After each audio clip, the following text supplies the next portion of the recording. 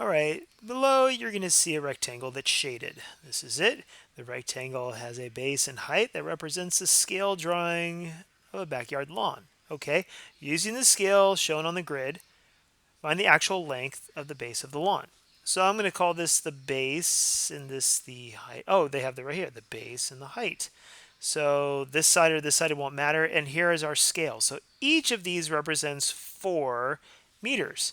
So I got to count how many. There's 1, 2, 3, 4, 5, 6, 7, 8, 9, 10, 11. So it's 11 times 4, and that's 44.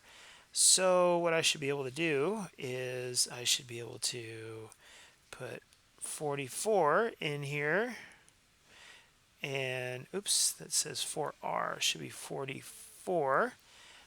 And then I can hit submit, and it's green. There you go.